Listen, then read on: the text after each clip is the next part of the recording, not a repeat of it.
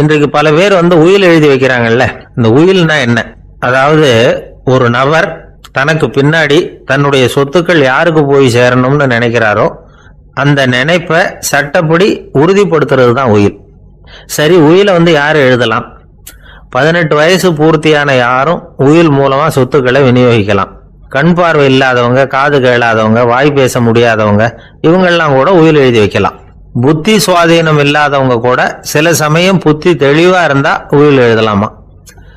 குடிபோதையில் இருக்கிறவங்க, தாங்கள் என்ன செய்யறோங்கிறது தெளிவா அறிய முடியாதவங்க, நோய் நொடியில் இருக்கிறவங்க, இவங்கெல்லாம் உயில் எழுத முடியாது. ஒருத்தரை நிர்பந்தப்படுத்தி ஏமாத்தி அல்லது சுய நினைவில்லாத ஒருத்தர்கிட்ட எழுதி வாங்கி வைக்கிற உயில் செல்லாது. உயிலை இந்த முறையில தான், இந்த படிவத்துல தான் எழுதணும்னு சட்டத்துல விதி எதுவும் கிடையாது.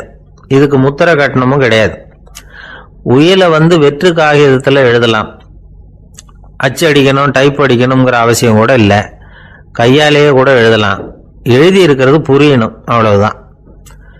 குறைந்தபட்சம் 2 சாட்சிகளை வச்சுக்கிட்டு உயில் எழுதுறவர் அதுல கையெழுத்து போடணும். கையெழுத்து போட தெரியாதுன்னா இடது கை பெருவிரல் ரேகை வைக்கலாம். உயில் சாசனத்துக்கு சாட்சிகள் கையெழுத்து இல்லைன்னாலும் அது செல்லாது. அப்புறம் பிரிவிலேஜ்டு வில் அப்படின்னு இருக்கு. அதுக்கு மட்டும் சாட்சிகள் தேவையில்லை. அது என்னன்னா, இந்த விமானப்படை, கப்பல் படை அல்லது யுத்தத்துல பணிபுரியும் நபர்கள் அவங்கெல்லாம் இருக்கிறாங்க இல்லையா, அப்படிப்பட்டவங்க எழுதுற உயில் அது. அதுக்கு சில விசேஷ சலுகைகள் உண்டு. ஒருத்தர் முதல்ல ஒரு உயில் எழுதி வைக்கிறார், அதுக்கப்புறம் மனசு மாறி போகுது, அது வேணாம்னு நினைக்கிறார், ரத்து செஞ்சுடலாம். அதுக்கப்புறம் வேற உயிலும் எழுதலாம். உயிரோடு இருக்கிற வரைக்கும் எத்தனை தடவை வேணும்னாலும் உயில் எழுதலாம். கடைசியா எழுதப்பட்ட உயில் சட்டப்படி சரியா இருந்தா அதுதான் அமலுக்கு வரும். சரி, எழுதுற உயில ரகசியமா வச்சிருக்கிறது எப்படி? இது ஒரு கேள்வி. இதுக்கு என்ன செய்யணும்னா, ஒருத்தர் உயிலை எழுதினதுக்கு அப்புறம் அவர் தானாவோ அல்லது அங்கீகரிக்கப்பட்ட முகவர் மூலமாகவோ, அதாவது ஒரு ஏஜென்ட் மூலமாகவோ, ஒரு கவர்ல போட்டு சீல் வச்சு கவர் மேல தன்னுடைய பெயரை எழுதி அல்லது அந்த ஏஜென்ட் பெயரை எழுதி கவர் மேல என்ன அடக்கம் செய்யப்பட்டிருக்கு, உள்ள என்ன இருக்கு அப்படிங்கிற விவரம்லாம் எழுதி சார் பதிவாளர்கிட்ட ஒப்படைக்கலாம். இதுக்கு கட்டணம் உண்டு. அதுக்கப்புறம் எப்ப தேவைப்படுதோ அப்போ ஒரு மனு கொடுத்து அந்த கவரை திரும்ப வாங்கிக்கலாம். இப்ப எழுதுற உயில இவ்வளவு நாளுக்குள்ள பதிவு செய்யணுங்கிற கால வரையறை உண்டா அப்படின்னு ஒரு கேள்வி வரலாம் இல்லையா? எப்ப வேணும்னாலும் பதிவு செய்யலாம். நம்மால் ஒருத்தர் ஒரு நாள் ரொம்ப அவசரமா வந்தார். இந்த உயில் எழுதுறது சம்பந்தமா பூரா விவரமா எனக்கு உடனே தெரியணும்னார். நான் உடனே அவரை வக்கீல் ஒருத்தர்கிட்ட அழைச்சிட்டு போனேன். இவர் அவர்கிட்ட எல்லா விவரமும் கேட்டு தெரிஞ்சுக்கிட்டார். ரொம்ப தேங்க்ஸ்ன்னு சொல்லிவிட்டு 2 பேரும் வெளியில வந்தோம். அதுக்கப்புறம் இவர்கிட்ட கேட்டேன், ஆமா இவ்வளவு விவரமா கேட்குறீங்களே, உங்களுக்கு எத்தனை பிள்ளைங்க சார் அப்படின்னு கேட்டேன். 6 பேர் சார் அப்படின்னார். சரி, இருக்கிற சொத்து எவ்வளவுன்னு கேட்டேன். அதை இனிமே தான் சம்பாதிக்க போறேன் அப்படின்னார். ஒரு அம்மா, அவங்களுக்கு 35 வயசு இருக்கும். குடும்பத்துல எந்த கஷ்டமும் இல்லை. இருந்தாலும் காரணம் இல்லாம பிள்ளைங்க பேர்ல கோவப்படுறது, எரிஞ்சு விடுறது அவங்க வழக்கம். பிள்ளைங்க அழும்.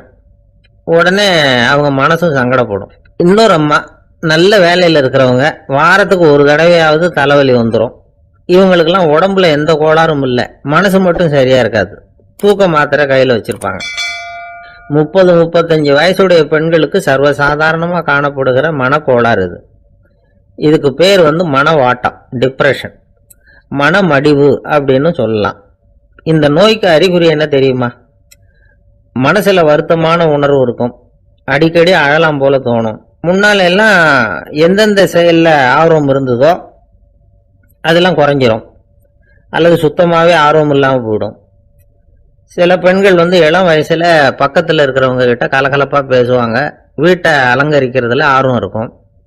இப்போ அதுல எல்லாம் ஆர்வம் இல்லாம போயிடும். எந்த வேலை செஞ்சாலும் சீக்கிரம் களைப்பு அடைஞ்சுடுறது மாதிரி ஆயிடும். நமக்கு யாருமே உதவியா இல்லை, நம்ம எல்லாரும் கை விட்டுட்டாங்க போல இருக்குதே அப்படிங்கிற உணர்வுலாம் உண்டாகும்.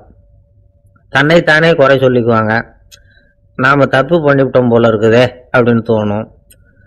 குற்றம் பண்ணிட்டதா நினைச்சு கஷ்டப்படுவாங்க. பசி இருக்காது, தூக்கத்துல தொந்தரவு இருக்கும். அடிக்கடி செத்து போடலாங்கிற உணர்வு வரும். தற்கொலை பண்ணிக்கலாங்கிற எண்ணம் உண்டாகும். சில பேர் தற்கொலை முயற்சியில கூட ஈடுபடுவாங்க. சில பேருக்கு பலவிதமான உடல் வலிகள் இருக்கும், பலவீனம் இருக்கும், சீக்கிரமாக களைப்படைஞ்சு போடுவாங்க. இதெல்லாம் மனவாட்ட நோய்க்கான தன்மைகள்.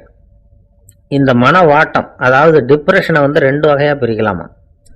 ஒன்று தானாக உண்டாக்கிக்கிறது, இன்னொன்று எதிர் விளைவை உண்டு பண்ணுகிற அல்லது நரம்பு சம்பந்தப்பட்ட டிப்ரெஷன். தானாக உண்டாக்கிக்கிற மனவாட்ட நோய் இருக்கு பாருங்க, அதுக்கு ஏதாவது சூழ்நிலை காரணமாக இருக்கலாம் அல்லது இல்லாமலும் போகலாம். மூளையில் வந்து டொப்பாமைன் அல்லது செரட்டோனின் இதோட அளவு வந்து குறையும் பொழுது இந்த டிப்ரெஷன் உண்டாகுது. இதுக்கு ஓரளவு பிறவி காரணங்கள் கூட இருக்கலாம், குடும்பத்தில் வேற சிலருக்கும் வரலாம். பாதிக்கப்பட்ட பெண்ணை வந்து பார்க்கறதுக்கு பலவீனமாக தெரியும், கடுமையான குற்ற உணர்வு இருக்கும், தனியாக இருக்கிறதுக்கு ஆசைப்படுவாங்க, நடு ராத்திரியில் எழுந்திரிச்சு உட்காந்து கஷ்டப்பட்டுக்கிட்டு இருப்பாங்க, கொடூரமான முறையில் தற்கொலை பண்ணிக்க முயற்சி பண்ணுவாங்க, தீ வச்சுக்கிறது, அமிலத்தை குடிக்கிறது, தூக்கில் தூங்குறது. இப்படி தானாக வரவழைச்சிக்கிற மனவாட்ட நோய் வந்து மறையக்கூடிய நோய். ஒரு தடவை வந்தால் 3லேருந்து 6 மாதம் வரைக்கும் நீடிக்கும். இடைப்பட்ட காலங்களில் நோயாளி இயல்பாக இருப்பார். எதிர் விளைவை உண்டு பண்ணுகிற அல்லது நரம்பு சம்பந்தப்பட்ட மனவாட்ட நோய் எப்படின்னா, கணவன் மனைவி மாமியார் மருமகள் இப்படிப்பட்ட உறவு முறை பிரச்சனைகள், தோல்விகள், எரிச்சல்கள், ஆபீஸ் பிரச்சனை, இப்படிப்பட்ட சூழ்நிலையால் உண்டாகிறது.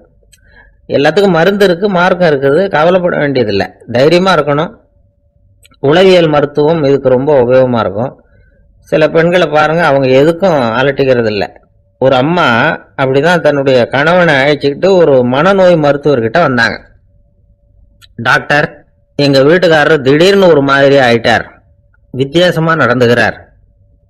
எப்படின்னா, இவர் தன்னையே ஒரு ஒட்டடை பூச்சியா நினைச்சுக்கிட்டு இருக்கிறார். அப்படி நினைச்சுக்கிட்டு தன்னுடைய தலையாலேயே வீட்டில் உள்ள ஒட்டடையெல்லாம் தொடச்சிக்கிட்டு இருக்கிறார் அப்படின்னாங்க. எவ்வளவு நாளா அப்படி இருக்குதுன்னு கேட்டார் டாக்டர். 1 வாரமா அப்படி இருக்குது அப்படின்னாங்க அந்த அம்மா. அப்படின்னா முன்னாடியே ஏன் அழைச்சிட்டு வரல அப்படின்னு கேட்டார் டாக்டர். வீடு பூரா சுத்தமாகட்டுமேனு பார்த்துக்கிட்டு இருந்தேன் டாக்டர் அப்படின்னாங்களாம் அந்த அம்மா. ஆரம்ப காலத்தில் ஒரு குரு, அப்போ ஒரு சீடன் இருந்தான். அது வேடிக்கையான குரு, வேடிக்கையான சீடன். ஒரு ஆசிரமம். ஒரு நாள் ஒருத்தன் அவசரமா அந்த குருவை தேடி வந்திருக்கிறான். என்ன விஷயம்னு விசாரிச்சார் குரு. உங்க சீடர் என்னை வந்து அடிச்சுட்டார் அப்படின்னு புகார் பண்ணானா அந்த ஆள். குரு சீடனை கூப்பிட்டார். அடிச்சியா இந்த ஆளை அப்படின்னு கேட்டாராம். ஆமான் இருக்கான் சீடன். ஏன் அடிச்சே அப்படின்னு கேட்டாராம். இந்த ஆள் உங்களை பத்தி மட்டமா பேசிவிட்டான், என்னால் அதை தாங்கிக்க முடியல, அதனாலதான் அடிச்சுட்டேன் இருக்கான். அப்படி என்ன பேசினா அப்படின்னு கேட்டாராம். உன்னுடைய குருநாதர் இப்பெல்லாம் அர்த்தமில்லாம பேச ஆரம்பிச்சுட்டார் அப்படின்னு சொல்லிவிட்டான், அதனாலதான் அடிச்சுட்டேன் அப்படின்னானா. அதுக்காக அடிச்ச அப்படின்னாராம். நான் அதுக்காக அடிக்கல குருவே, இப்பெல்லாம் நீங்க அர்த்தமில்லாம பேசுறதாக அவன் சொல்றான், அப்படின்னா இதுவரைக்கும் நீங்க அர்த்தத்தோட பேசினதாகத்தானே அர்த்தம், அது தப்பு தானே, அதனாலதான் அடிச்சேன் அப்படின்னானா.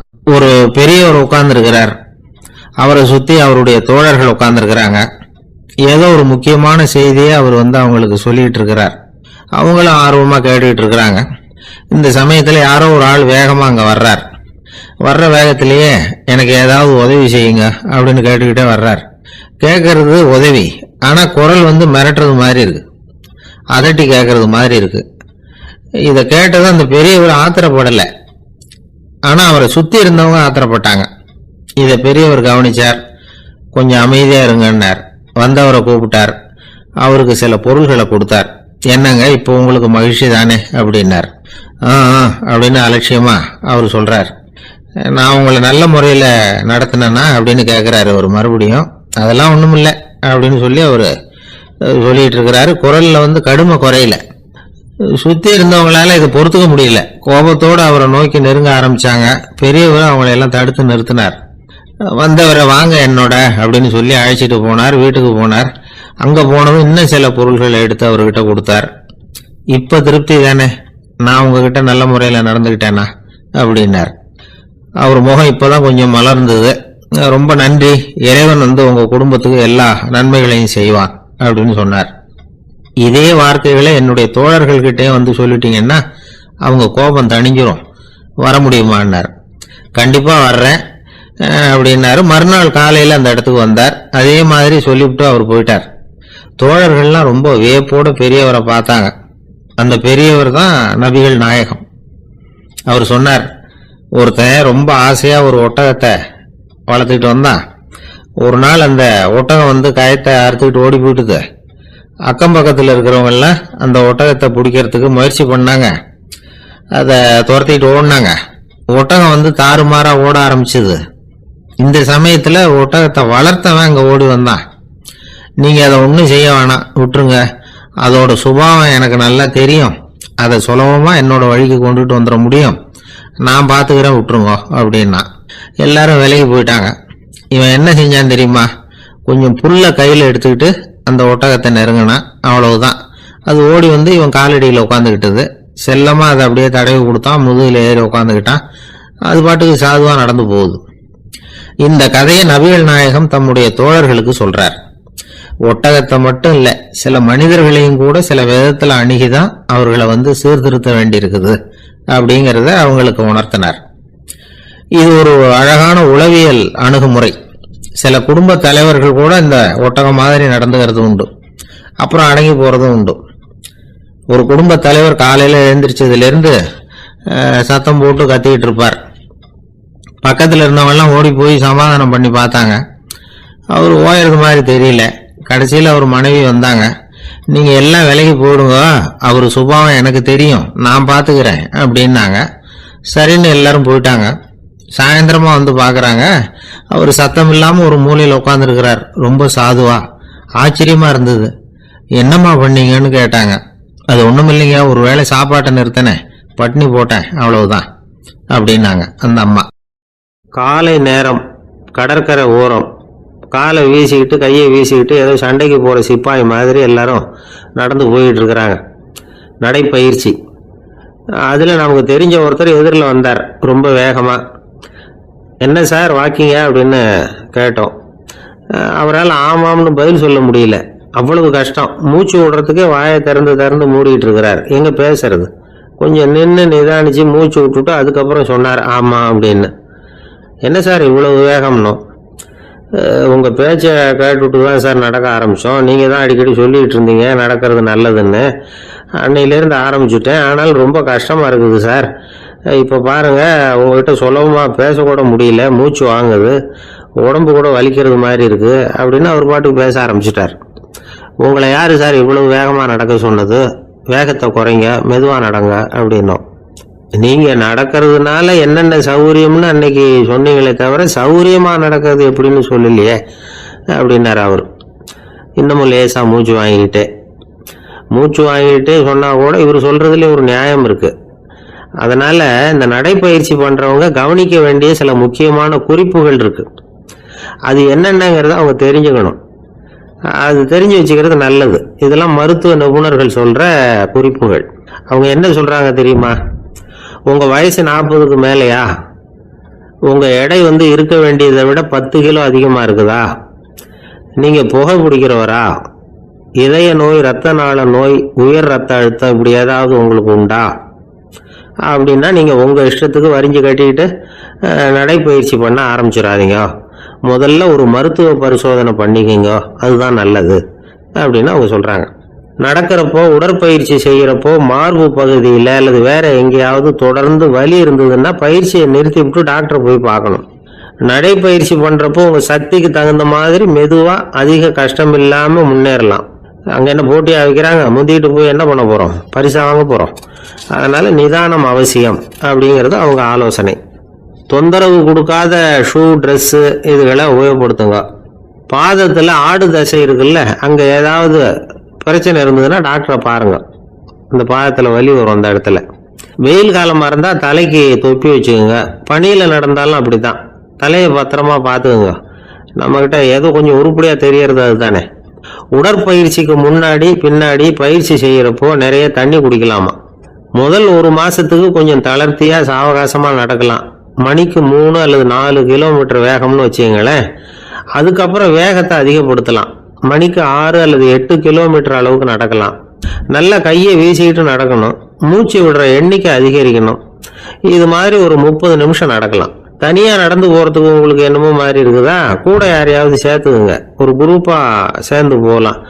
நடக்கிறதுங்கிறத ஒரு சந்தோஷமான சமாச்சாரமாக ஆக்கிக்கணும். தினம் இப்படி நடக்க வேண்டி இருக்குதே அப்படின்னு புலம்பிக்கிட்டே போகக்கூடாது.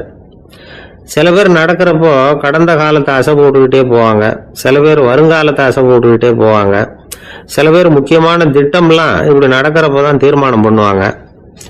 நடக்கிறதுனால மன இறுக்கம் குறையுது, பரபரப்பு குறையுது, மன ஆற்றல் பெருகுது, தன்னம்பிக்கை வளருது, முதுமை தள்ளி போகுது, செயல்திறன் அதிகரிக்குது.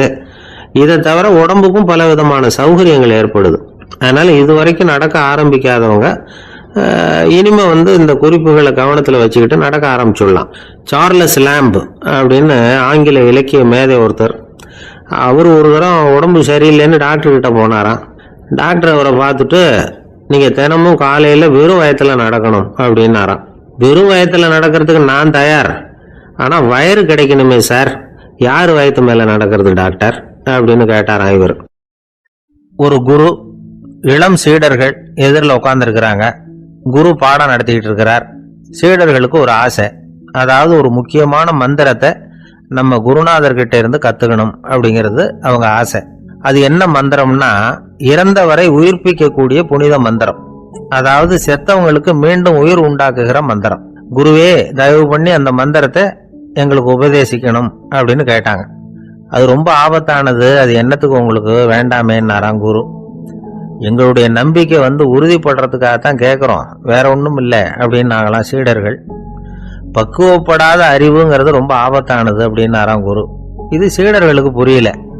அது எப்படிங்க பக்குவப்படாத அறிவு ஆபத்தானதுன்னு சொல்றீங்க, அப்படின்னா என்ன அப்படின்னு கேட்டிருக்காங்க சீடர்கள். குரு அதுக்கு விளக்கம் கொடுத்தாராம். அந்த மந்திரத்தை எப்போ பயன்படுத்தணுங்கிறது முக்கியம். அதை அறியக்கூடிய ஞானம் ஏற்படுகிற வரைக்கும் அதை தெரிஞ்சுக்காம இருக்கிறது தான் நல்லது, இல்லைன்னா ஆபத்துன்னாராம். ஆனா அந்த சீடர்கள் அதை கேட்குற மாதிரி இல்லை, ரொம்ப பிடிவாதம் பண்ண ஆரம்பிச்சுட்டாங்க. சரி வாங்க சொல்றேன்னாரு குரு. எல்லாரும் வந்தாங்க. அந்த புனித மந்திரத்தை அவங்களுக்கு ரகசியமா உபதேசம் பண்ணார். உபதேசம் பண்ணிவிட்டு அவங்களுக்கு எச்சரிக்கையும் கொடுத்தார்.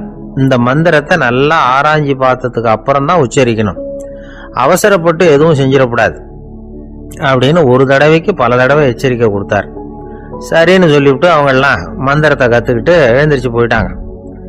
ஒரு நாள் அந்த சீடர்கள் எல்லாம் மணற்பாங்கான இடத்துல அப்படியே நடந்து போயிட்டு இருக்கிறாங்க. ஒரு பாலைவன பகுதி மாதிரி ஒரு இடம். அங்க ஒரு இடத்துல எலும்புகள் குவியலா கிடந்தது. உடனே இந்த சீடர்கள் முன்ன பின்ன யோசிக்காம, தியானமும் பண்ணாம, அந்த மந்திரத்தோட பயனை சோதிச்சு பார்க்கணும் அப்படின்னு நினைச்சுக்கிட்டு அந்த மந்திரத்தை உச்சரிக்க ஆரம்பிச்சுட்டாங்க.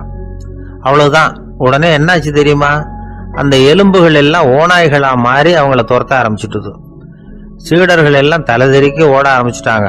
ஓநாய்களும் விடல, அவங்கள துரத்தி பிடிச்சி கடிச்சு கொதற ஆரம்பிச்சுட்டுது. அப்போதான் அந்த சீடர்களுக்கு குரு சொன்ன அறிவுரையோட அர்த்தம் புரிஞ்சுது. பக்குவப்படாத அறிவு ஆபத்தானது அப்படிங்கிறது. அதனால இதுல இருந்து நாம தெரிஞ்சுக்க வேண்டியது என்னன்னா, நாம நம்ம அறிவை வளர்த்துக்கிட்டா மட்டும் போதாது, அந்த அறிவை எப்போ எப்படி பயன்படுத்தணும் அப்படிங்கிற பக்குவமும் நமக்கு வரணும். அப்பதான் வாழ்க்கை நல்லபடியா அமையும், இல்லைன்னா இடைஞ்சல் தான். இந்த காலத்துல சில சின்ன பிள்ளைங்களுக்கே அறிவு ரொம்ப பக்குவப்பட்டிருக்குங்கிறத உணர முடியுது. ஒரு சின்ன பையன் பள்ளிக்கூடத்துல மார்க் லிஸ்ட் கொடுத்தாங்க, வாங்கிக்கிட்டு அவசரமா வீட்டுக்கு ஓடினா. எதிரில் வந்த ஒருத்தர் கேட்டார், என்ன அவசரம், ஏன் இப்படி வேகமா ஓடுறேன்னார். எங்க அம்மா கிட்ட அடி வாங்கணும், அதுக்காக தான் ஓடுறேன்னா. அடி வாங்கறதுக்கா இவ்வளவு அவசரம்னார் அவரு. அப்படி இல்லைங்க, நான் போறதுக்குள்ள எங்க அப்பா வீட்டுக்கு வந்துட்டாருன்னா அவர்கிட்ட அடி வாங்க வேண்டியிருக்கும், அதை அவாய்ட் பண்றதுக்காக இப்படி ஓடுறேன் அப்படின்னு நானும். அந்த பையன் ஒரு நண்பர், சினிமா படம் தயாரிக்கிறவர், அவர்கிட்ட ஒரு நாள் பேசிக்கிட்டு இருந்தேன். அது எப்படி சார், நீங்க எடுக்கிற எந்த படமும் கையை கடிக்காத அளவுக்கு எடுத்துடுறீங்களே, அது எப்படின்னு கேட்டேன். அது ஒன்றும் பெரிய விஷயம் இல்லை சார், பெண்களுக்குன்னு சில உருக்கமான காட்சிகள், இளைஞர்களுக்குன்னு சில நடனங்கள், அடிதடி காட்சிகள், அப்புறம் வயசானவங்களுக்குன்னு சில ஆன்மீக காட்சிகள், சின்ன பிள்ளைங்களுக்கு சிரிப்பு, இப்படி எல்லாமும் சேர்த்து நான் படம் எடுக்கிறேன். மசாலா படம்னு பேரு. இது ரொம்ப பெருசா இல்லைன்னாலும் ஓரளவுக்கு சுமாரா ஓடிரும், கையை கடிக்காது அப்படின்னார். இது ஒரு உத்தி. சில பத்திரிகை ஆசிரியர்களும் இந்த உத்தியை கையாளுறது உண்டு. இந்த உத்திக்கு பார்னம் உத்தி அப்படின்னு பேர், பார்னம் எஃபெக்ட் அப்படின்னு சொல்லுவாங்க. அதாவது ஃபீனியஸ் டி பார்னம் அப்படின்னு ஒருத்தர் அமெரிக்காவில் இருந்தாராம். அதாவது 19ஆம் நூற்றாண்டுல அமெரிக்காவில் கொடிகட்டி பறந்த ஒரு சர்க்கஸ் நிறுவனத்தின் அதிபர் அவர். இந்த உலகத்துல ஒவ்வொரு நிமிஷமும் ஒரு ஏமாளி பறந்துகிட்டே இருக்கிறான் அப்படிங்கிறது அவருடைய சித்தாந்தம்.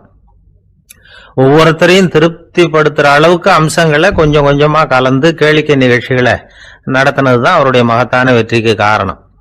அதனால அந்த உத்தியை யாரு கடைபிடிச்சாலும் சரி, அதுக்கு பார்னம் உத்தி அப்படின்னு பேர் வந்துட்டுது. ஜோசியம் சொல்றவங்களுக்கும் இந்த உத்தி தான் கை கொடுக்குது. ஒரு விஷயத்த ஒருத்தருடைய கோள் நிலைகள் அல்லது கையெழுத்து நிரூபிக்கிறதாக அவர்கிட்ட சொன்னா அதை அவர் நம்பிவிடுவார். ஆனா அந்த விஷயம் நல்லதா இருக்கணும், நேர்மையானதா இருக்கணும், அதாவது பாசிட்டிவா இருக்கணும். 8ஆம் இடத்துல குரு, 9ஆம் இடத்துல சனி, நீங்க ஒரு பெரிய மேதை தான் அப்படின்னு சொல்லுவாங்க. கேட்கறவங்களுக்கு அதை மறுக்கிறதுக்கு மனசு வராது. அப்படி சொல்லும் பொழுது கூடவே என்ன கொஞ்சம் முன்கோபம் அதிகமா இருக்கும், இருந்தாலும் அது உடனே மறைஞ்சிரும் அப்படின்னு சில அற்ப விஷயங்களையும் சொன்னாலும் அதையும் சரிதான்னு சொல்லி ஒத்துக்குவாங்க. ஆளுமையை எடை போடுகிற ஒரு நிறுவப்பட்ட உத்தியின் மூலமாக தன்னுடைய குணாதிசயங்கள் கண்டுபிடிக்கப்பட்டதாக அவர் நம்புறதுதான் இதுக்கு காரணம். இந்த மாசம் பணத்தட்டுப்பாடு கொஞ்சம் இருக்கும், உடம்புல ஏதாவது கொஞ்சம் அசௌகரியம் இருக்கும், வீட்டுக்குள்ள லேசா மனஸ்தாபம் வரலாம், இது மாதிரி பொதுப்படையா சிலதை சொன்னாலே போதும், மக்களை நம்ப வச்சுடலாம். இதெல்லாம் நமக்கு மட்டும்தான் ஏற்படுது அப்படின்னு சொல்லி அவங்க நினைக்கிறது தான் காரணம். இதுதான் பார்னம் உத்திங்கிறது. மனிதர்கள் பாராட்டுகளை விரும்புறதும் விமர்சனங்களை வெறுக்கிறதும் பார்னம் உத்தியின் அடுத்த கூறு. அதனால ஒருத்தருக்கு ஜோசியம் சொன்னாலும் சரி, அவருடைய ஆளுமையை மதிப்பிடுறதாக இருந்தாலும் சரி, அவரை புகழற மாதிரி இருந்தாலும் சரி, அப்படி இருந்தாதான் அது சரியா இருக்கும். சாதகமான விஷயங்களை அதிகமாகவும் பாதகமான விஷயங்களை நாசூக்காவும் சொன்னா மக்கள் அதை நம்பிடுவாங்க. ஒருத்தரை கருமின்னு சொன்னா ஏத்துக்க மாட்டார். அதையே கொஞ்சம் மாத்தி நீங்க கொஞ்சம் சிக்கனமான ஆசாமி அப்படின்னு சொன்னா நீங்க சொல்றது சரிதான் சார் அப்படிம்பார். நீங்க பெரிய செலவாளி தான், இருந்தாலும் நல்ல விஷயங்களுக்கு தான் செலவழிப்பீங்க அப்படின்னு சொல்லணும். இப்படி இந்த பார்னம் உத்தியை கடைபிடிச்சு இன்னைக்கு வெற்றிகரமா காலம் தள்ளுறவங்க நிறைய பேர் இருக்கிறாங்க. இந்த உலகத்துல ஒவ்வொரு நிமிஷமும் ஒரு ஏமாளி பறந்துகிட்டே இருக்கிறான் அப்படிங்கிறது தான் ஃபீனியஸ் பார்னம் அவர்களுடைய நம்பிக்கை. அதை விட அடுத்தவங்களை ஏமாளியா நினைக்கிற மனுஷர்கள் தான் இன்னைக்கு உலகத்துல ரொம்ப அதிகம். ஒருத்தர் தன்னுடைய மேல் அதிகாரி கிட்ட போய், ஐயா ஒரு நாள் லீவு வேணும், என் தங்கச்சிக்கு கல்யாணம் அப்படின்னார். அவரு பார்த்தார், ஒரு 10 நிமிஷம் வெளியில இருங்கன்னார். 10 நிமிஷம் கழிச்சு கூப்பிட்டார், இதை பாருங்க நீங்க சொல்றது பொய், இப்போ உங்க தங்கச்சிக்கு போன் பண்ண, அவங்க தனக்கு 2 வருஷத்துக்கு முன்னாடியே கல்யாணம் ஆயிட்டதாக சொல்றாங்க அப்படின்னார். உடனே இவரு சொன்னார், சார் இப்போ நீங்க சொல்றதும் பொய்யாதான் இருக்கணும், ஏன்னா நிஜமா எனக்கு ஒரு தங்கச்சியே கிடையாது அப்படின்னார். ஒரே ஒரு ஊர், அந்த ஊருக்கு பேரு கொடையாளிப்பட்டி. அந்த பேருக்கு தகுந்த மாதிரி தான் அந்த ஊர் மக்களும். யார் என்ன கேட்டாலும் இல்லைன்னு சொல்லாம கொடுப்பாங்க. கொடையாளிகள் நிறைந்த ஊர். இனாமா மட்டும் இல்ல, கடனாவும் பணம் கொடுப்பாங்க. யாருக்காவது அவசரமா பணம் தேவைப்பட்டதுன்னு வச்சுக்கோங்க, அந்த ஊருக்கு போய் வாங்கிக்கலாம். பத்திரம் தேவையில்லை, சாட்சி தேவையில்லை, ஜாமீன் தேவையில்லை, எந்த உத்தரவாதமும் கேட்காம பணம் கொடுத்துருவாங்க. நம்மால் ஒருத்தனுக்கு பணம் தேவைப்பட்டது, சொந்த பந்தம்லாம் கேட்டு பார்த்தா யாரும் கொடுக்குற வழியா தெரியல. எல்லாரும் அவங்கவுங்க சௌரியத்தை பார்க்கறவங்க, அடுத்தவங்க சௌரியத்தை பத்தி கவலைப்படாதவங்க. இவன் எல்லாரையும் கேட்டு பார்த்துட்டு சோர்ந்து போய் உக்காந்துட்டான். அந்த நேரம் தான் கொடையாளிப்பட்டியை பத்தி கேள்விப்பட்டான். அப்படி ஒரு ஊர் இருக்கிறது தெரிஞ்சதும் அந்த ஊருக்கு வழி கேட்டுக்கிட்டு ஒரு நாள் புறப்பட்டு போனான். வயல்காட்டு வழியா போக வேண்டியிருந்தது. மெதுவா நடந்து ஊர் எல்லைக்கு வந்துட்டான். 2 பக்கமும் விவசாய வேலைகள் மும்முரமா நடந்துகிட்டு இருக்குது. ஏறு உழுதுகிட்டு இருக்கிறாங்க. அப்ப அங்க ஒரு ஆளை பாம்பு கடிச்சுட்டுது. பக்கத்துல வேலை செஞ்சுக்கிட்டு இருந்தவங்க ஓடி வந்தாங்க. அவசரமா செய்ய வேண்டிய முதல் உதவியெல்லாம் செஞ்சு பார்த்தாங்க, பலன் இல்லை. அந்த ஆள் செத்து போட்டான். அவன் செத்து விட்டான்னு தெரிஞ்சதும் அவனை தூக்கி வரப்பு மேல போட்டுட்டு எல்லாரும் அவங்கவுங்க வேலையை கவனிக்க ஆரம்பிச்சுட்டாங்க. அங்க ஒரு ஆளு இவனை பார்த்து சொன்னான், ஐயா நீங்க போற வழியில இவன் சொந்தக்காரன், இவனுக்கு சோறு கொண்டுகிட்டு வருவான், இவன் இங்க செத்து விட்டான்னு அவன்கிட்ட சொல்லிவிடுங்க அப்படின்னா. இவனுக்கு ரொம்ப ஆச்சரியம், என்னடா இது பாம்பு கடிச்சுட்டுதுன்னதும் பதறி அடிச்சுக்கிட்டு ஓடி வந்தாங்க, செத்து விட்டான்னதும் பேசாம தூக்கி போட்டுட்டு போயிட்டாங்க அப்படின்னு நினைச்சுக்கிட்டே நடந்து போறான். எதிரில் சோறு கொண்டுகிட்டு ஒரு ஆள் வந்தான். இவன் விவரத்தை சொன்னான். அங்கே உங்க சொந்தக்காரன் பாம்பு கடிச்சு செத்து போட்டான் அப்படின்னா. அவன் கொஞ்ச நேரம் அமைதியாக நின்னான். அதுக்கப்புறமா அங்கேயே வரப்பில் உட்காந்து கொண்டுகிட்டு வந்த சோத்தை தானே சாப்பிட்டு முடிச்சான். பேசாமல் எழுந்திரிச்சு திரும்பி போயிட்டான். கொஞ்சம் கூட பதறல, அழலை. இப்படியும் ஒரு ஊரா அப்படின்னு நினைச்சு ஆச்சரியப்பட்டுக்கிட்டே இவன் ஊருக்குள்ள போனான். ஒரு பெரிய மனுஷனை பார்த்து பணம் கேட்டான். அவரும் இவனோட பேரையும் ஊரையும் மட்டும் விசாரிச்சுக்கிட்டு தேவையான பணத்தை கொடுத்துட்டார். பணத்தை வாங்கிட்ட பிறகு தன்னுடைய மனசை அரிச்சுக்கிட்டு இருந்த அந்த விஷயத்தை பத்தி கேட்டான். ஐயா, வழியில ஒருத்தன் செத்துட்டான், அவனை அப்படியே தூக்கி வரப்புல போட்டுட்டு எல்லாரும் வயல்வெளி வேலைகளை பார்த்துக்கிட்டு இருக்கிறாங்களே அப்படின்னா. இதுக்கு அந்த பெரியவர் சொன்னார், ஆமா அப்படித்தான் செய்வோம், வேலை முடிஞ்சு வீட்டுக்கு திரும்புறப்போ அவனை தூக்கிட்டு வந்து அடக்கம் பண்ணிடுவோம் அப்படின்னார். ரொம்ப ஆச்சரியமா இருக்கு அப்படின்னா. ஏன் உங்க ஊர்ல யாராவது செத்துட்டா என்ன பண்ணுவீங்க அப்படின்னு கேட்டார். என்ன இப்படி கேட்குறீங்க, எங்க ஊர்ல எல்லாம் பணத்தை தூக்க விட மாட்டாங்க, ஒப்பாரி வைப்பாங்க, கட்டி புரண்டு அழுது புலம்பி தீத்துருவாங்க அப்படின்னா. இவன் பெரியவர் பார்த்தார். அவங்கிட்ட கொடுத்த பணத்தை லபக்குன்னு பறிச்சுக்கிட்டார். திருப்பி வாங்கிட்டார். இவன் பதறி போய் நிற்கிறான். அவரு சொன்னார், பணத்தையே விட மாட்டேன்னு கட்டுப்பிடிச்சி அழுதா நான் கொடுத்த பணத்தை மட்டும் எப்படி திருப்பி கொடுக்க போற, போயிட்டு வா அப்படின்னு விரட்டி விட்டாராம். இந்த கதையை நண்பர் ஒருத்தர் சொன்னார். கதை வேடிக்கையா தெரிஞ்சா கூட இதுல கருத்து உண்டு. பணம் பிணம் இது ரெண்டையுமே விடுறதுக்கு அவ்வளவு சுலபமா மனம் வர்றதில்லை. இந்த ரெண்டு விஷயங்கள்லயும் அறிவார்ந்த செயல்பாடு தேவை. ஒரு பேருந்து மரத்துல மோதி விட்டது. எல்லாரும் அடிபட்டு முனைகிட்டு கிடக்குறாங்க. டிரைவர், கண்டக்டர் இவங்களுக்கும் அடி. அவங்களும் ஒரு பக்கம் கிடக்குறாங்க. ஒரு மூலையில கிடக்கிற ஒருத்தன் மெதுவா முக்கி முனகி கண்டக்டர்னு சத்தம் போடுறான். கண்டக்டர் மெதுவா நகர்ந்து அவங்கிட்ட போய் என்னன்னு விசாரிக்கிறார். அவன் ரொம்ப சிரமப்பட்டு வாயை திறந்து ஒரு 15 காசு சில்லற பாக்கி அப்படின்னானா. ஒரு ஊர்ல ஒரு மன்னன் இருந்தான், கொடுங்கோல் மன்னன். நிறைய தொந்தரவு பண்ணிக்கிட்டு இருந்தான். அவன் ஒரு தடவை என்ன பண்ணான் தெரியுமா, ஒரு தப்பும் பண்ணாத ஒரு இளைஞனை பிடிச்சி ஜெயிலில் அடைச்சுட்டான். அந்த பையனோட சொந்தக்காரங்கள்லாம் ராஜா கிட்ட போனாங்க. அவன் ஒரு தவறும் பண்ணல, அவனை விடுதலை பண்ணுங்க அப்படின்னு கெஞ்சி கேட்டுக்கிட்டாங்க. மன்னன் வந்து யோசனை பண்ணான். அந்த இளைஞனை கூப்பிட்டுக்கிட்டு வர சொன்னான். அவனை கொண்டாந்து ராஜா முன்னாடி நிறுத்தினாங்க. இதை பாருப்பா, உன்னை நான் விடுதலை பண்ணுவேன், ஆனா ஒரு கண்டிஷன். அந்த நிபந்தனையை நீ நிறைவேற்றினா உனக்கு விடுதலை அப்படின்னா மன்னன். சரின்னு ஒத்துக்கிட்டான் பையன். மன்னன் வந்து கண்டிஷன் என்னங்கிறத சொன்னான். உங்ககிட்ட ஒரு செம்மறி ஆட்டை கொடுக்க போறேன், 1 மாசத்துக்கு அதுக்கு தேவையான தீனியையும் கொடுக்க போறேன். 1 மாசம் கழிச்சு அந்த ஆட்டை வந்து எடை போட்டு பார்ப்பேன். அந்த ஆட்டின் எடை கொஞ்சம் கூட கூடி இருக்கக்கூடாது. எடை கூடி இருந்தா உனக்கு விடுதலை கிடையாது. என்ன சொல்ற அப்படின்னா. பையனுக்கு ஒன்றும் புரியல, பயமா போட்டுது. குழம்பிக்கிட்டே நின்றுகிட்டு இருக்கிறான். சரி, ஒரு நாள் டைம் தரேன், நல்லா யோசனை பண்ணி பார்த்துட்டு நாளைக்கு உன் முடிவை சொல்லு அப்படின்னா மன்னன். பையன் கவலையோட வெளியில வந்தான். அங்க ஒரு பெரியவர் நின்றுகிட்டு இருந்தார். அவர்கிட்ட விஷயத்தை சொன்னான். அந்த பெரியவர் இந்த பையனுக்கு காதோட காதா ஒரு வழியை சொல்லி கொடுத்தார். அதை கேட்டதும் பையன் மறுபடியும் மன்னன் முன்னாடி வந்து நின்னா, உங்க நிபந்தனையை ஏத்துக்கிறேன்னு சொன்னான். மன்னன் வந்து ஒரு ஆட்டுக்குட்டியையும் அதுக்கு 1 மாசத்துக்கு தேவைப்படுற தீவனத்தையும் கொடுக்கும்படியா உத்தரவு போட்டான். கொடுத்தாங்க, ஓடிட்டு போயிட்டான். 1 மாசம் தினமும் தவறாம அந்த தீவனத்தை ஆட்டுக்குட்டிக்கு போட்டுக்கிட்டு இருக்கிறான். 1 மாசம் கழிச்சு அந்த ஆட்டை வந்து அரண்மனைக்கு ஓட்டிட்டு போனான். மன்னன் அதை எடை போட்டு பார்க்கறான். எடை கூடவே இல்லை, அப்படியே தான் இருக்குது. உடனே போட்ட நிபந்தனைப்படி அந்த இளைஞனை வந்து விடுதலை பண்ணிவிட்டான். சரி, ஆட்டுக்கு எடை கூடாம இருக்கிறதுக்கு அந்த பெரியவர் சொல்லி கொடுத்த யோசனை என்ன அப்படின்னா, அது வேற ஒண்ணும் இல்லை. அந்த ஆட்டுக்கு எதிரில் அது கண்ணுல படுற மாதிரி ஒரு ஓநாயை கட்டி போட சொன்னார். அவ்வளவுதான். ஆட்டுக்கு ஓநாய்ங்கிறது பிறவி பகை.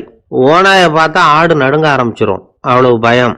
தினமும் அந்த ஆடு பயந்துகிட்டே தீனி சாப்பிட்டது, எடை கூடல. அதுதான் ரகசியம். இது வந்து சின்ன பிள்ளைங்களுக்கான ஒரு கதை. இதுல இருந்து தெரிஞ்சுக்க வேண்டிய உண்மை என்னன்னா, நாமெல்லாம் சாப்பிடுறப்ப மனசும் உடம்பும் அமைதியா இருக்கணும். அப்பதான் அது உடம்புல விட்டோம். அவசரத்திலையும் பயத்திலையும் சாப்பிட்டா அது சரியா ஜீரணம் ஆகாது. இன்னொரு ராஜா இருந்தார். அவரும் ஒரு இளைஞனை ஜெயிலில் அடைச்சு விட்டார். விடுதலை பண்ணணும்னா ஒரு கண்டிஷன்னார். என்னன்னு கேட்டான். ஒரு ஆட்டுக்குட்டியை உன் முன்னாடி கொண்டாந்து நிறுத்துவேன், நீ அதுகிட்ட ஒரு கேள்வி கேட்கணும், அதுக்கு சரியான பதிலை சொல்லணும். அப்படி செஞ்சுட்டா உனக்கு விடுதலைன்னார். இளைஞன் யோசனை பண்ணி பார்த்தான். சரின்னு ஒத்துக்கிட்டான். அது பிரகாரமே ஆட்டுக்குட்டிய பதில் சொல்ல வச்சுட்டான். என்ன நடந்தது தெரியுமா, ஆட்டுக்குட்டியை கொண்டாந்து நிறுத்தினாங்க. இவன் மெதுவா அதுகிட்ட போனான். அது காதுகிட்ட போய் ஏப்ரலுக்கு அடுத்த மாசம் என்ன மாசம்னு கேட்டான். அது உடனே மேன்னு கத்திச்சு. இவன் விடுதலை ஆயிட்டான். வாழ்க்கையில ரொம்பவும் அடிபட்டு அல்லல் போட்டுக்கிட்டு இருக்கிற ஒருத்தர் வந்தார். மனசு ரொம்பவும் நொந்து போய் பேசினார். இந்த உலகத்துல மனுஷனா பிறந்ததை விட மாடா பிறந்திருக்கலாம் சார் அப்படின்னார். திடீர்னு வந்து என்கிட்ட இப்படி சொன்னா அதுக்கு நான் என்னங்க பண்ண முடியும் அப்படின்னேன்.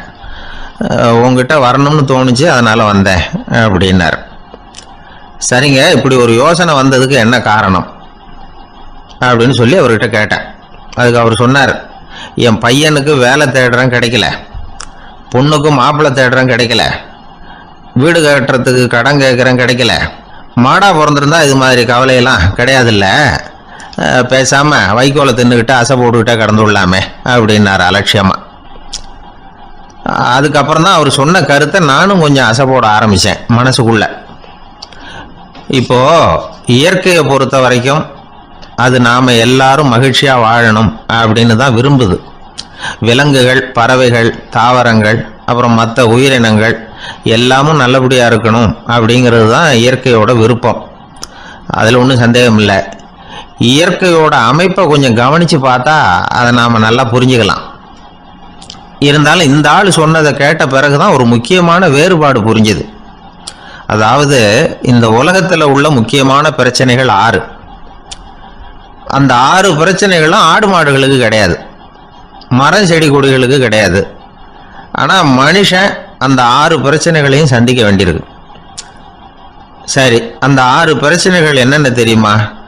முதல்ல இந்த ஆடு மாடுலாம் நமக்குன்னு சொந்தமா ஒரு வீடு இல்லையே அப்படின்னு கவலைப்பட்டுக்கிட்டு இருக்கிறது இல்லை. ஆனா மனிதனுக்கு வீடு தேவைப்படுது. இது ஒரு வித்தியாசம். இப்ப 2வது பிரச்சனை என்னன்னா ஆடை பிரச்சனை.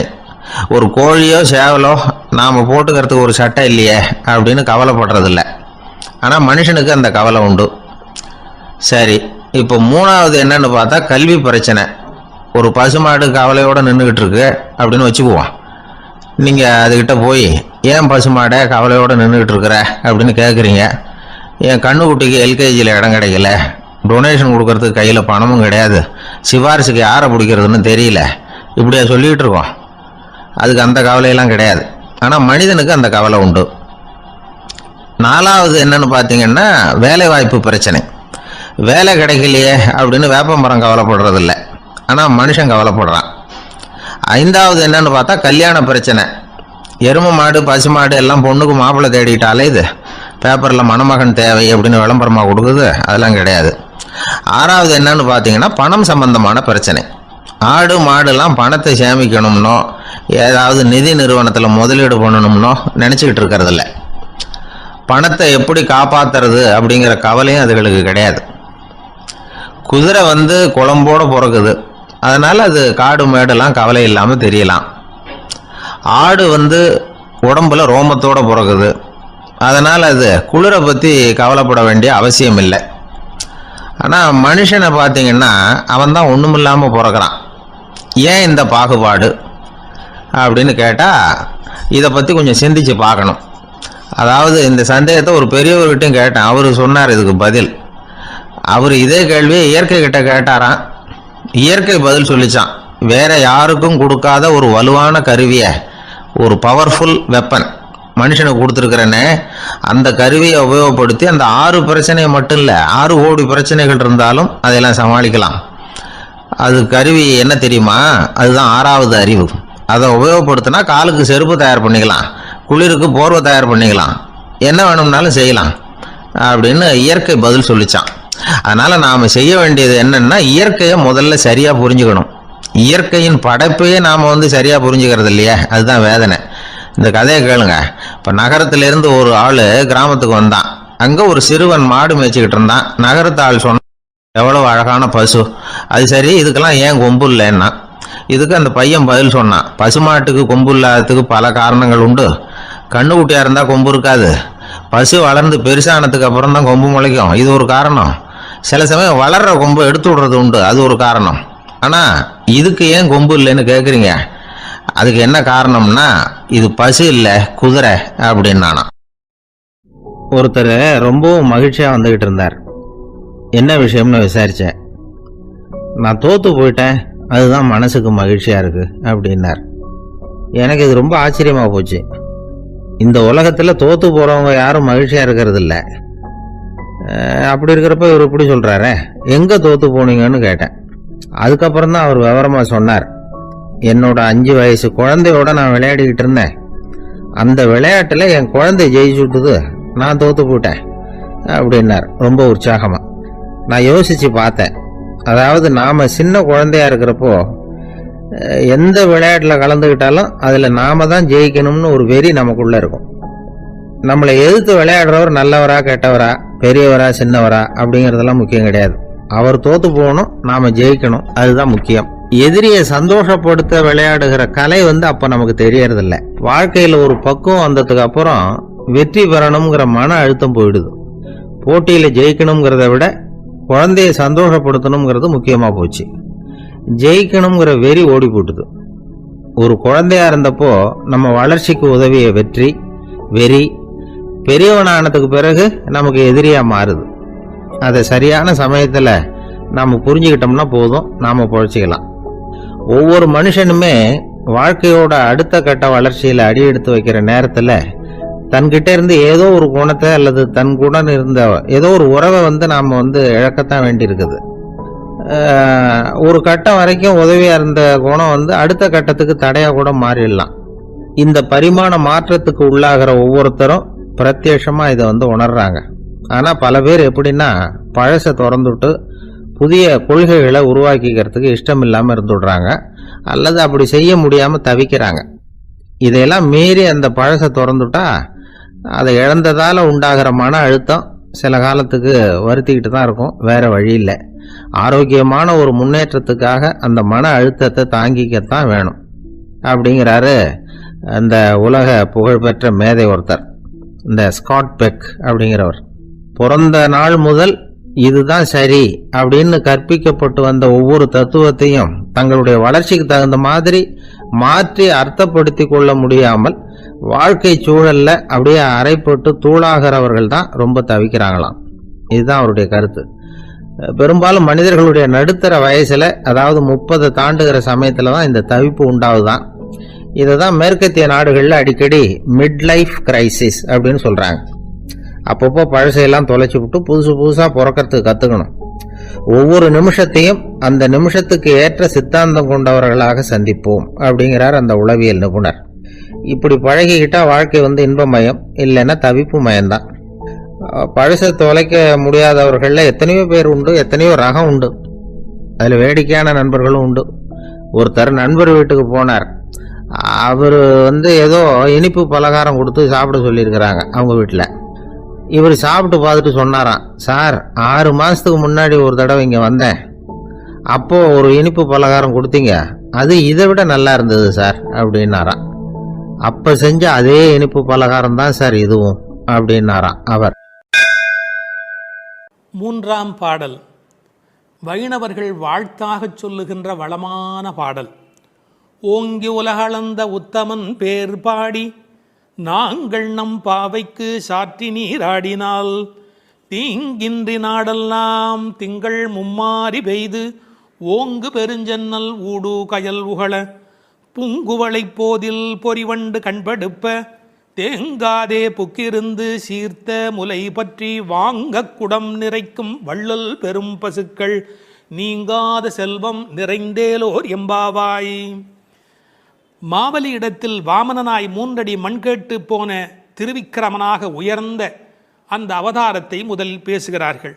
அவனை உத்தமன் என்று சொல்லுகிறாள்.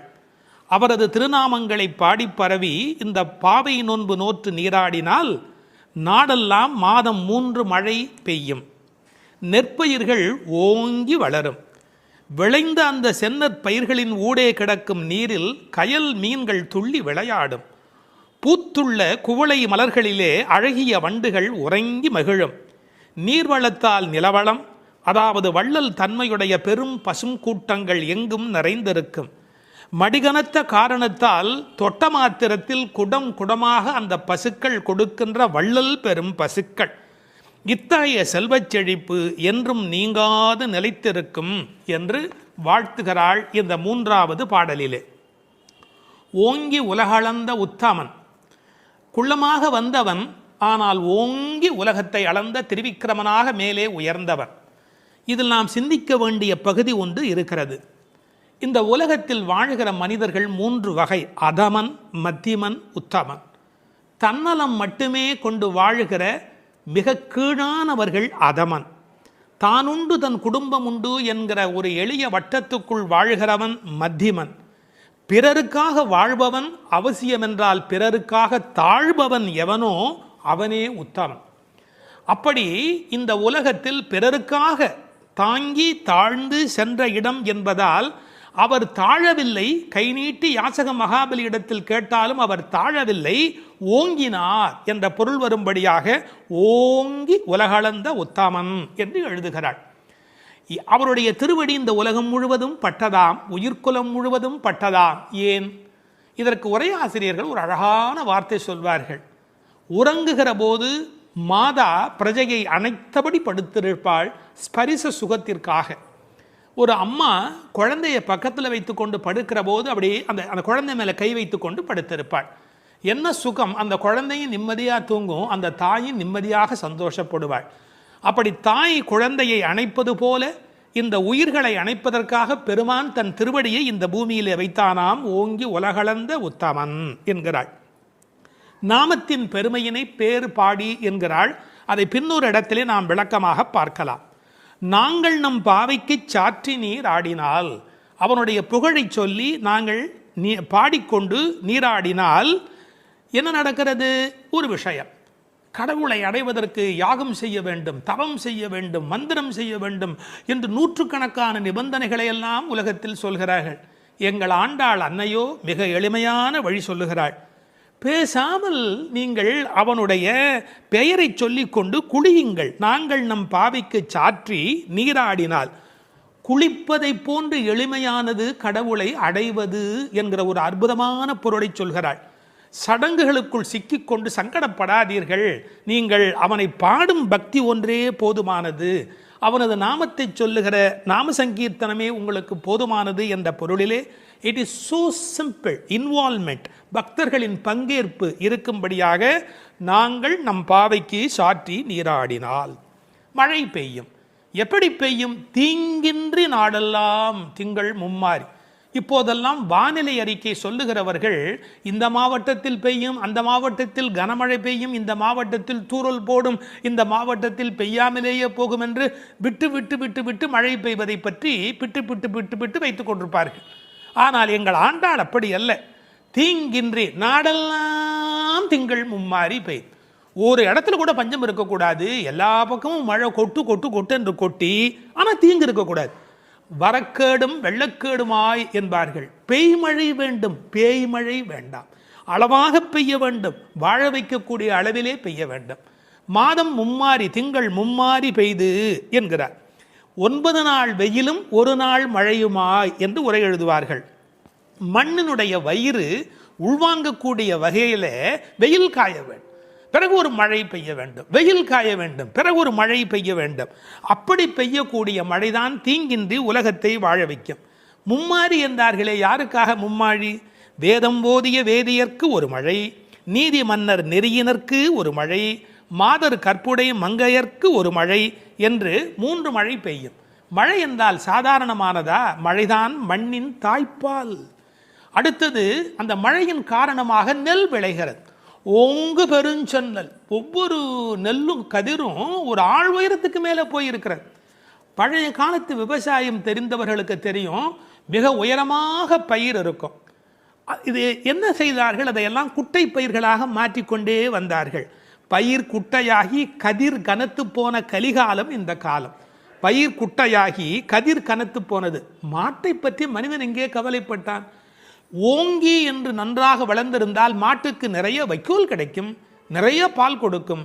மாடினுடைய சாணமும் அந்த மண்ணில் அந்த நறுமணமும் இல்லை என்றால் அந்த பூமியில் வளம் எப்படி இருக்க முடியும்? ஓங்கு பெரும் சென்னல், ஒரு ஆள் நடந்தால் மறைக்கும். அப்படி இப்போது காளை மாடுகளே இல்லை. ஊசி வழியே பசுக்களின் தாய்மை எய்தும் உயிர்ப்பில்லா உலகமாக இன்றைக்கு உலகம் சுருங்கி போய்விட்டது.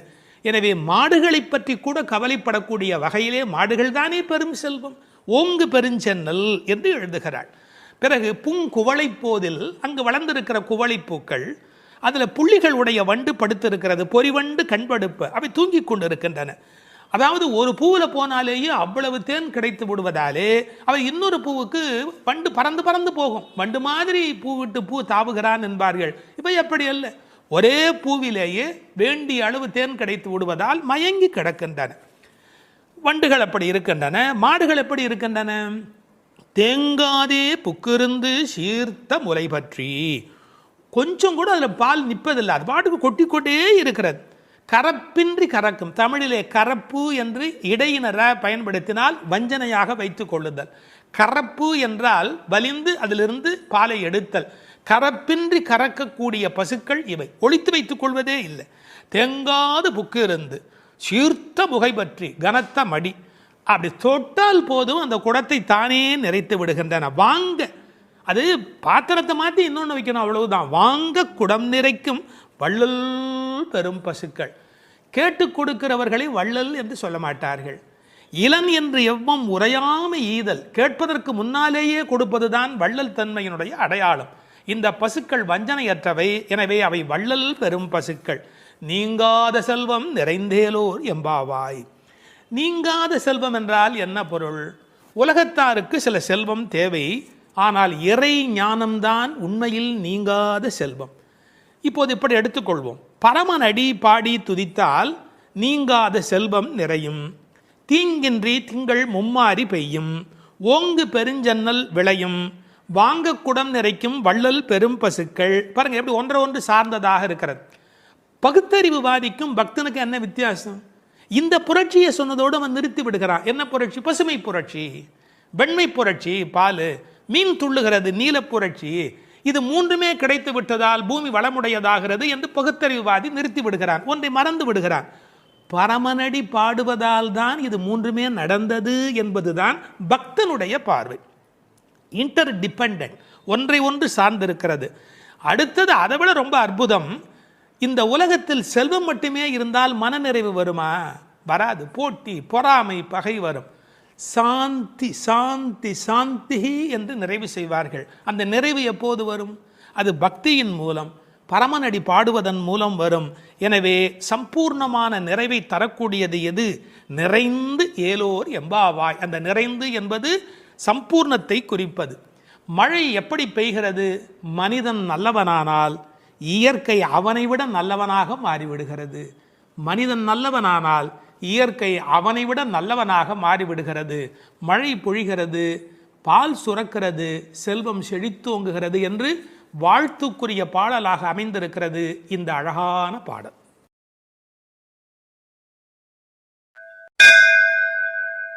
மழை உலகில் எப்படி பெய்ய வேண்டும் என்று சொல்லுகிற 4வது பாடல். ஆழிமழை கண்ணா ஒன்று நீ கைகரவேல், ஆழியுள் புக்கு முகந்து கொடு ஆர்த்தேரி, ஊழி முதல்வன் உருவம் போல் மெய்கருத்து, பாழியம் தோளுடை பத்மநாபன் கையில் ஆழி போல் மின்னி, பலம் புரி போல் நின்றதிர்ந்து, தாழாதே சார்ங்கம் உதைத்த சரமழை போல் வாழ உலகினில் பெய்திடாய், நாங்களும் மார்கழி நீராட மகிழ்ந்தேலோர் எம்பாவாய். மார்கழி நோன்பு நோற்கும் காலத்தை முதல் பாட்டால் சொல்லி, நோன்பு செய்யும் முறையை 2ஆம் பாடலால் விளக்கி, அதன் பயனாய் மழை பொழியும் என்பதை 3ஆம் பாடலால் கூறி, இப்போது மழை எப்படி பொழிய வேண்டும் என்று இந்த பாடலால் விளக்குகின்றார்.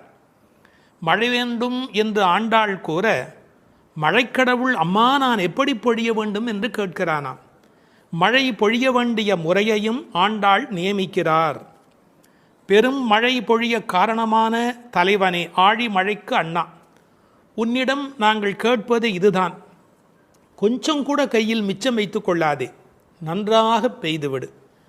பெருங்கடலில் புகுந்து ஆழமான இடம் வரை சென்று நீரை முகந்து, சப்தத்துடன் மேலே வானத்தில் கிளம்பி, ஊழி காலத்து தலைவனான எம்பெருமானது வடிவம் போல உடம்பு கருத்து கார்மேகமாய், பரந்த அழகிய தோள்களை உடைய பத்மநாபனான திருமாலின் வலது திருக்கரத்தில் உள்ள சக்கரத்தைப் போல் மின்னி, இடது கரத்திலே உள்ள பாஞ்சசன்னிய சங்கு போல இடியிடித்து, அவனது கரத்திலே உள்ள சார்ங்கம் என்ற வில்லிலே இருந்து புறப்படுகின்ற அம்புகளைப் போல மழை பெய்ய வேண்டும்.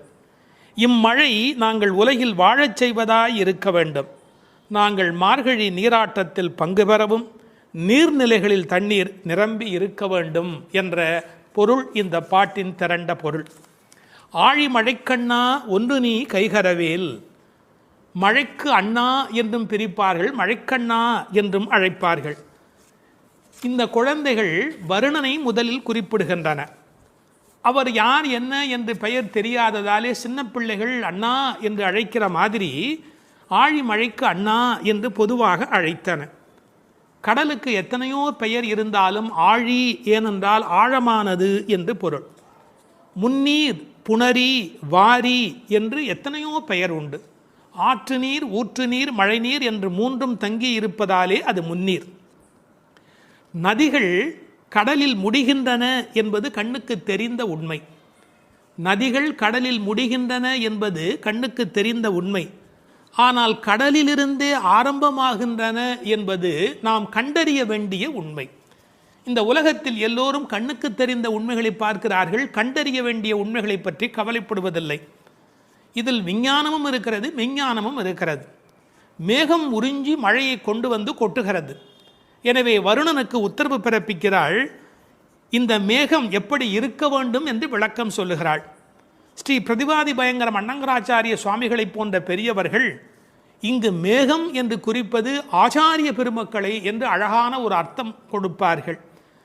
ஒரு 7-8 விளக்கங்கள் சொல்லலாம் என்றாலும் ஒரு 4-5வது நாம் பார்க்கலாம். உப்பு தண்ணீர் கடல், அதை மதுரமான நீராக மேகம் மாற்றி விடுகிறது.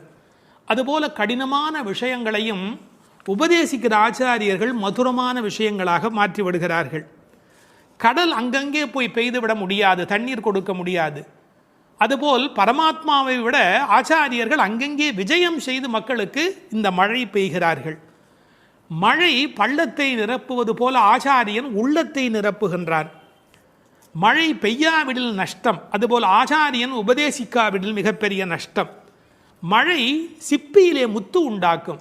ஆச்சாரியன் மோசமான மனிதனிடத்திலும் முத்துமுத்தான கருத்துக்கள் சேரும்படியாக உண்டாக்கி விடுகிறார். எனவே இங்கு மேகம் என்று குறிப்பிட்டாலும் அதை ஆச்சாரியன் என்று பொருள் கொள்ள வேண்டும் என்று வெகு நுட்பமான பார்வையினை சொன்ன ஆச்சாரிய பெருமக்கள் உண்டு. நீ கைகரவேல், கஞ்சத்தனம் பண்ணிடாதே, உங்கள்கிட்ட இருக்கிற எல்லாத்தையும் கொட்டிடு, எங்களை ஏமாற்றி விடாதே, ஒன்றையும் கையில் வச்சுக்காதே. ஒன்று நீ கைகரவேல். ஆழியுள் புக்கு முகந்து கொடு ஆர்த்தேரி. நல்ல கடல் வரையிலே உள்ளே போ. இந்த ஆழியுள் புக்கு முகந்து கொடு ஆர்த்தேரி என்பதை எம்பெருமானாரோடு ஓமிப்பார்கள். அவர் கடல் போன்ற தத்துவங்களை எல்லாம் வாங்கி எளிமையான தத்துவங்களாக இந்த உலகத்துக்கு கொடுத்தார். அப்படி ஆழத்திலே உள்ளே போ. ஆழியுள் புக்கு முகந்து கொடு ஆர்த்தேரி. இந்த உலகத்திலேயே சிரமமான விஷயம் ஆழமான பகுதிக்குள் பிரவேசிக்கும் போதுதான். ஒரு மனிதன் தன்னுள் ஆழும்போதுதான் அவனுக்குள் கருணை மழை புறப்படுகிறது. முகந்து கொடு ஆர்த்தேரி, அதாவது ஒரு ஆடியோ எஃபெக்ட். அது எப்படி சத்தம் கொடுத்து கொண்டு இடிக்கிறது என்று ஆர்த்து ஏரி. இந்த மேகம் வெள்ளையாக இருக்கிறது, அது சிவப்பாக மாறுகிறது, கருப்பாக மாறுகிறது. கம்பன் பாடுகிற போது சொல்வார், நீரணிந்த கடவுள் நிறத்தவான் ஆரணிந்து சென்று ஆர்களி மேய்ந்து. சிவபெருமான் மாதிரி வெள்ளையாக இருக்கிறது, சேரணிந்த முலைத்திரு நங்கைதன் வீரணிந்தவன் மேனையின் மீண்டது. திருமகள் கணவன் போல அது கருப்பாகி வெளியிலே வருகிறது. வெள்ளையிலிருந்து அது கருப்பு மேகமாக மாறுகிறது. எல்லோரும் கருப்பை வெள்ளையாக்குவார்கள், இங்கு வெள்ளை கருப்பாகிறது. பார்க்கெல்லாம் தலைவனாக விளங்குகின்ற பரந்தாமன் இருக்கிறானே, அவன் போல என்று மேகத்தை பார்க்கிற போது கூட பரந்தாமனை பற்றிய சிந்தனை இங்கு நம்முடைய மனதில் பதியும்படி பாடுகிறாள். எப்படி? ஊழி முதல்வன் உருவம் போல் மெய்கருத்து. இது வீடியோ. ஆர்த்தேரி என்பது ஆடியோ. இப்போது கண்ணுக்கு முன்பாக கொண்டு வந்து நிறுத்துகிறாள். ஊழி முதல்வன், இந்த உலகத்தின் கடைசி காலத்தினுடைய தலைவனாக அவன் விளங்குகிறான். அவனுடைய உருவம் எப்படி மெய் கருத்து விளங்குகிறதோ அதுபோல் நீ இருக்க வேண்டும். காக்கை சிறகினிலே நந்தலாலா நிந்தன் கரிய நிறம் தோன்றுதையே நந்தலாலா என்று கண்ணனுடைய கருப்பை மகாகவி பாரதி அனுபவித்தார் அல்லவா? அதுபோல அந்த உருவம் மெய்கருத்து விளங்குகிறது. பாருங்கள், இடிப்பதில் ஒரு ஆடியோ எஃபெக்ட், அந்த உருவத்தை வர்ணிப்பதில் ஒரு வீடியோ எஃபெக்ட். இந்த ஆடியோ வீடியோ பாடலை நீங்கள் பாடியோ ஆடியோ இந்த உலகத்தில் வெளிப்படுத்த வேண்டும். பாழியம் தோளுடை பத்மநாபன் கையில். இந்த பெருமானுடைய தோள் எப்படிப்பட்ட தோள் தெரியுமா? பருத்த தோள், பெருத்த தோள், நிறைய பலம் தாங்கக்கூடியது. கம்பன் பாடுகிறார், ராமனுடைய தோள்களை பாடுகிற போது, குன்று போன்றுயர் தோளில் கொற்றவில் ஒன்று தாங்கினான் உலகம் தாங்கினான். அந்த ஒரு தோள் போதும் உலகத்தையே தாங்கிறதுக்கு அப்படின்னு, குன்று போன்றுயர் தோளில் கொற்றவில் ஒன்று தாங்கினான் உலகம் தாங்கினான் என்று பேசுவார் கவிச்சக்கரவர்த்தி கம்பர். நாபியிலே ஒரு தாமரை இருக்கிறது, அதில் பிரம்மா இருக்கிறார், இருமடி ஆகு பெயராக இவருக்கே பத்மநாபன் என்கிற பெயர் இந்த உலகத்தில் பொருந்தி வருகிறது. இந்த மின்னல் மின்னுகிறது, இடி இடிக்கிறது, அதுவும் பெருமாளுடைய சங்கு சக்கரங்களைப் போல அவளுக்கு காட்சி அளிக்கிறது. அந்த சக்கராயுதம் எப்படி ஒளி உடையதாக மின்னிக்கொண்டு வருகிறதோ, திருஆழி ஆழ்வான் விரோதிகள் இருக்கும் இடமெல்லாம் போய் எப்படி அழிக்கிறதோ அதுபோல அந்த மின்னல் மின்ன வேண்டும். அது பெருமானுடைய ஆயுதத்திலே ஒன்று. வலம்புரி போல் நின்றதிருந்து அந்த சங்கு போல, வலம்புரி சங்கை போல, படைவோர் பூக்கு முழங்கும பாஞ்ச சன்னியமும் பல்லாண்டு. அந்த சங்குக்கு எவ்வளோ பெரிய ஏற்றம்! உண்பது சொல்லில் உலகளந்தான் வாயமுதம், கண்படை கொள்ளில் கடல் வண்ணன் கைத்தலத்தே என்று எப்போதும் பெருமாளோடு ஸ்பரிசம் அனுபவித்துக் கொண்டிருக்கிற அந்த சங்கு, வலம்புரி சங்கு, அதுபோல் நின்று அதிர்ந்து அந்த சங்குநாதம் போன்ற ஒரு பெரிய ஒலியை எழுப்பி, தாழாதே சார்ங்கம் உதைத்த சரமழை போல் பெய்திடாய். மழை எப்படி பெய்யணும்? அடமழை, அப்படியே சரமழை மாதிரி பெய்யணும். ராமசரம் எப்படி புறப்பட்டதோ, சார்ங்கம் என்ற வெள்ளிலே இருந்து அது எப்படி விடாமல் வந்து கொண்டே இருந்ததோ ராவணனை பார்க்கிற காலத்திலே, அப்படி இந்த மழை அடைமழையாய் பெய்ய வேண்டும். எதற்காக? நாங்களும் மார்கழி நீராட மகிழ்ந்தேலோர் எம்பாவாய். இந்த உலகத்தில் நாடெங்கும் வாழ கேடொன்றும் இல்லை என்பார்கள். எல்லாரும் நல்லா இருந்தால் நாமும் நல்லா இருக்க போகிறோம் இல்லையா? அதனால் இந்த உலகத்தில் எல்லோரும் நன்றாக இருக்க மார்கழி நீராட மகிழ்ந்து நாங்களும் மகிழ்ச்சியாக இருந்து விட்டு போகிறோம். இந்த ஓமை இருக்கிறது, இது ஓமை அணி இலக்கணத்திலே தலை சிறந்த 4 செய்திகளை உள்ளடக்கியது. எப்படி அந்த மழை